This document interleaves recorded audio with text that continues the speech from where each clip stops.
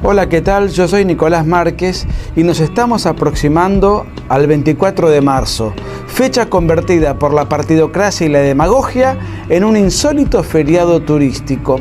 ¿Y saben qué van a decir y qué van a enseñar y qué van a promover? Lo que hacen siempre. Van a decir que el 24 de marzo de 1976, a espaldas del pueblo, un grupo de militares feos y malos tomaron el poder para desde allí implementar un sistema económico de entreguismo y acabar con una generación de 30.000 desaparecidos en el marco de un genocidio. Esto es lo que vamos a escuchar, pero todo eso es mentira.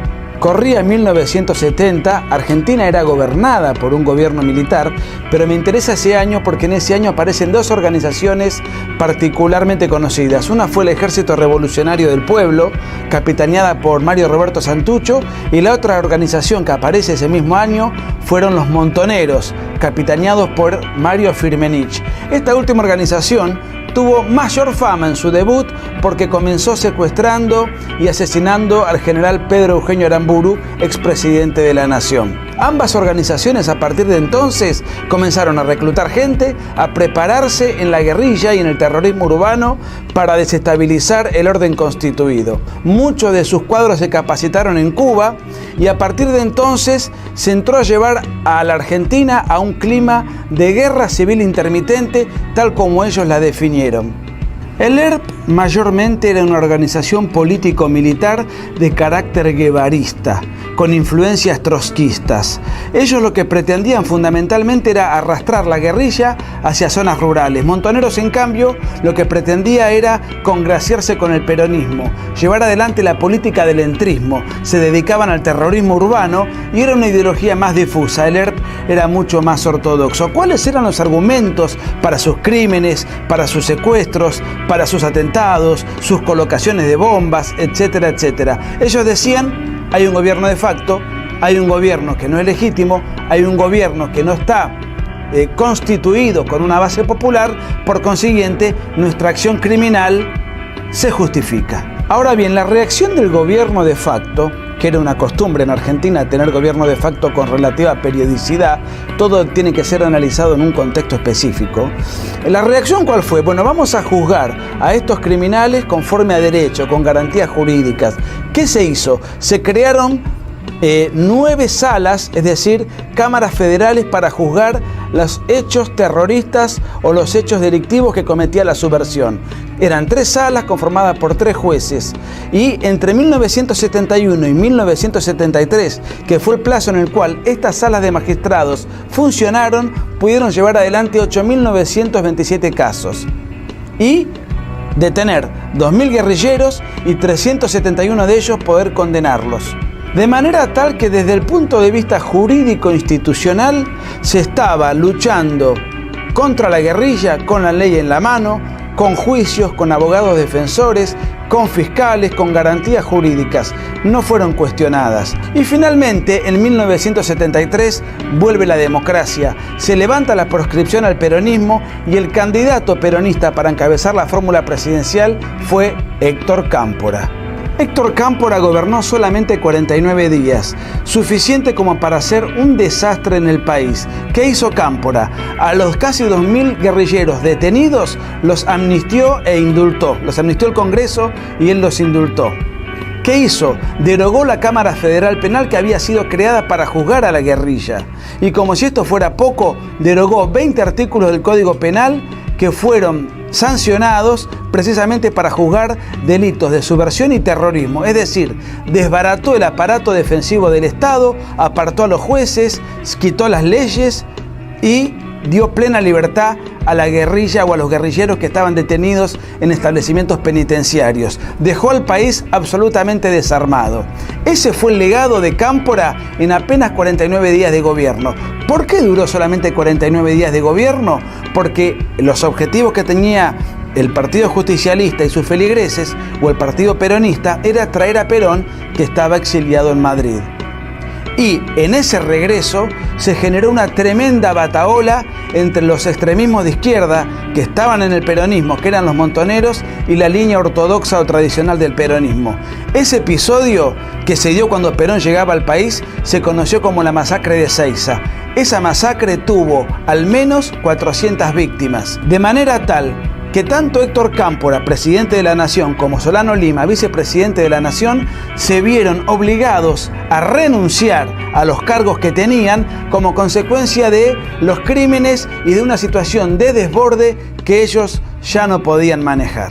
Transitoriamente y a modo de puente, el peronismo puso como presidente provisional a Raúl Lastiri. ¿Quién era Raúl Lastiri? Vamos a hacer un poco de historia. Cuando Perón cae en 1955, en alguno de los países a los cuales va peregrinando es en Panamá. Y en Panamá él solía frecuentar un cabaret, una borrachería nocturna, en donde iba allí y se entretenía. Resulta que Raúl Lastiri tocaba el piano en el cabaret. ¿Y quién bailaba en el cabaret para entretener a los hombres? Isabel Perón. De manera tal que de esa impudorosa borrachería nocturna saldrían después 3 presidentes de la nación: Raúl Lastiri, Perón e Isabel. Quiero comentarles esto para que podamos tomar nota acerca de cuál era la gente que estaba gobernando el país antes del 24 de marzo del 76. Raúl Lastiri, que no se caracterizaba por sus méritos académicos, sino porque era un frondoso coleccionista de corbatas, gobierna unos días, llama a elecciones. Perón se presenta a elecciones por fin bajo la fórmula Perón-Perón, es decir, Perón con Isabel Perón. Quiero destacar que Isabel era el nombre artístico de María Estela Martínez de Perón, su nueva mujer, con la cual Perón ahora compartía su fórmula, no por los méritos que podía tener Isabel como vicepresidente, sino por el solo hecho de compartir el lecho conyugal. Perón vuelve al poder, Perón gana. Perón ha regresado después de 17 años de exilio. ¿Cuál era la excusa que ahora tenían los guerrilleros y los terroristas para matar gente? Si antes decían luchar por las formas legítimas y constitucionales y esas formas ya estaban presentes, ¿por qué seguían matando gente? Interesa la pregunta porque uno de los crímenes más emblemáticos ya con las autoridades nuevas constituidas fue matar al dirigente sindical José Ignacio Rucci, mano derecha de Perón. Perón asume viejo, cansado, mal rodeado, con Isabel como vicepresidente, y como nueva mano derecha, él trajo desde Madrid a un sujeto muy cuestionado, muy sórdido, José Ignacio López Rega. José Ignacio López Rega era un chamán, era un brujo que se dedicaba al espiritismo y otro tipo de extravagancias esotéricas, pero Perón depositaba en él toda su confianza. La guerrilla crecía. En 1974, en mayo, el ERP ya subió a Tucumán para dominar la provincia de Tucumán, se internó en los cañaverales, los crímenes del ERP y de Montoneros estaban a la orden del día y Perón no podía manejar la situación de guerra civil que se estaba llevando en la Argentina, dentro de la cual él se estaba sintiendo desbordado. Y para tratar de enfrentar la situación, lo puso a este personaje, López Rega, a manejar y dirigir una organización paramilitar que se conoció como las 3A, la AAA, la Alianza Anticomunista Argentina, un grupo paramilitar ilegal que se le adjudica la comandancia de esta organización al propio López Rega, con el aval de Juan Domingo Perón. Esta organización, mientras operó, cometió la friolera suma y cifra de 486 homicidios. El peronismo estaba en una verdadera guerra civil entre Montoneros y AAA que se mataban entre sí, y el ERP en Tucumán y en el resto del país obrando como fuerza logística. Ese y no otro era el clima de anarquía que se estaba viviendo en la Argentina. Los gobernadores, los diputados y los senadores no tenían nada que hacer, no sabían qué hacer. Todos los días los crímenes, todos los días los atentados, todos los días noticias de violencia política, un presidente que ya estaba decrépito, una vicepresidente que no estaba preparada para esas circunstancias y un montón de organizaciones paramilitares que estaban en pugna matándose entre sí. Perón muere, le sucede Isabel Perón. Entre mayo del 73 y marzo del 76 hubo 6 ministros de economía distintos con 6 planes de economía distintos. Uno fue conocido como el Rodrigazo, que fue un plan económico de Celestino Rodrigo, que fue el gran golpe inflacionario de la Argentina hasta entonces. De esta manera, en un clima de anarquía y de caos, López Rega se escapa. López Rega se va al exterior y queda prófugo de la justicia. Los crímenes de la guerrilla se acrecentaron, todos los días morían policías, todos los días morían militares, todos los días morían civiles, todos los días había secuestros a empresarios para pedir cantidades de dinero para financiar precisamente a la guerrilla. Te tiro un dato: entre 1973 y 1976 se llevaron adelante más de 7.500 atentados guerrilleros y el 52% de los homicidios que cometió la guerrilla fue en democracia. Dato que tira por la borda aquella mentira de que los guerrilleros luchaban contra un gobierno militar. Mentira. Luchaban contra un gobierno militar o contra un gobierno democrático. Era lo mismo. Lo importante era tomar el poder para imponer un sistema totalitario al estilo Castro comunista como el que todavía impera en Cuba. Argentina era francamente un verdadero caos.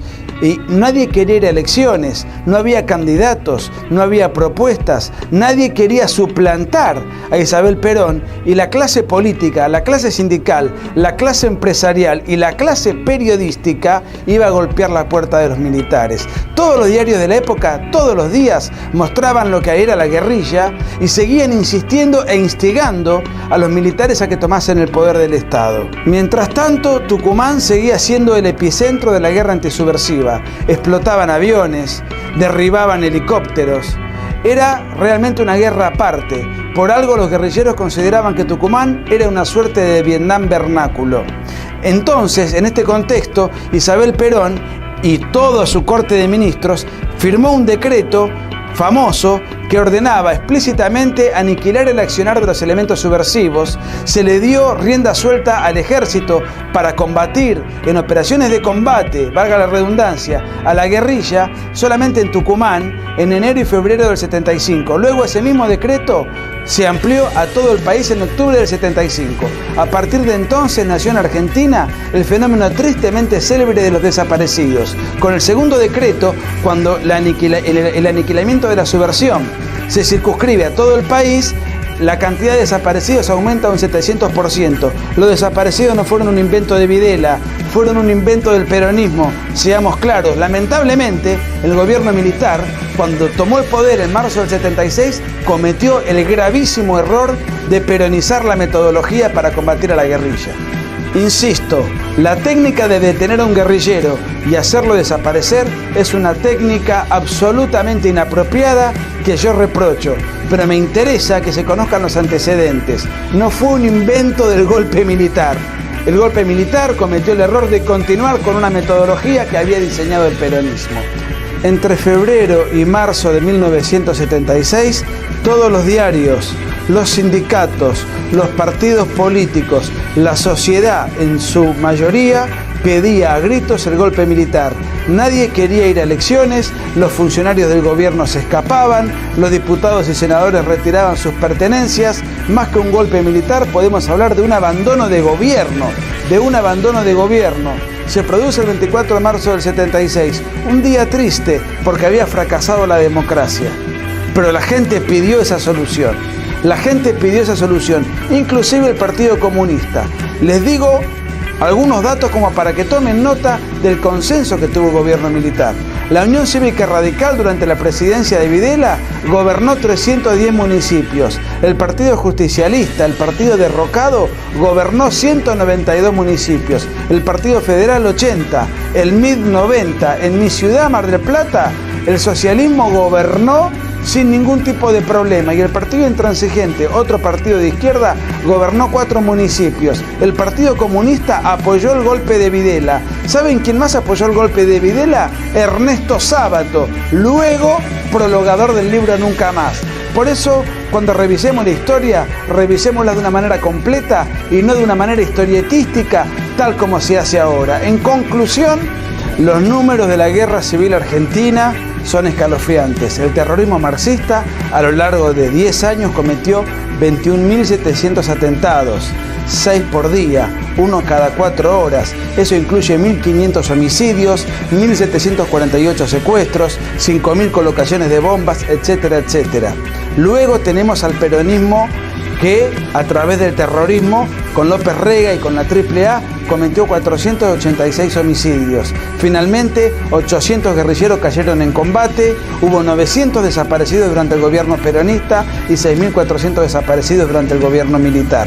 En conclusión, no hubo 30.000 desaparecidos, no hubo un golpe de Estado en contra de la gente, tampoco es cierto que haya habido un genocidio, puesto que el genocidio es el ataque sistemático a una población civil por motivos raciales, étnicos o religiosos, cosa que aquí no sucedió, y además no existía el concepto de genocidio en el derecho entonces vigente. Lo que hubo fue una guerra civil con agentes múltiples, con responsabilidades múltiples. No hubo un sector que fue Satán y otro que fueron ángeles o un sector sacralizado.